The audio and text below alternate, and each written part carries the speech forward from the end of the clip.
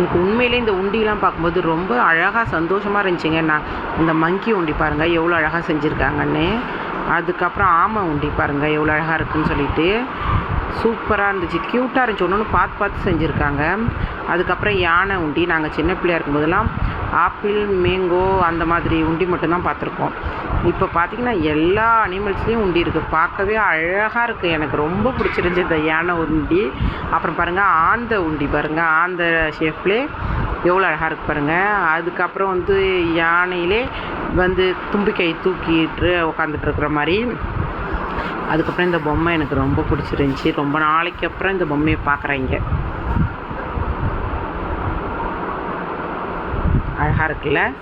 அப்புறம் வந்து இந்த டால்ஃபின் பிடிச்சிருந்துச்சி, அழகாக இருக்கு பாருங்கள்.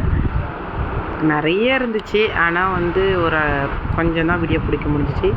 இந்த இதுவும் அழகாக இருந்துச்சு. அதுக்கப்புறம் இந்த தேங்காய் மாடலில் ஒரு உண்டி இருந்துச்சு, ஆனால் நான் உண்டிலாம் வாங்கலை. அதுக்கப்புறம் இங்கே பாருங்கள் பிக்கு சூப்பராக இருந்துச்சு. உங்களுக்கு உண்டி பிடிக்குன்னா லைக் பண்ணுங்கள்.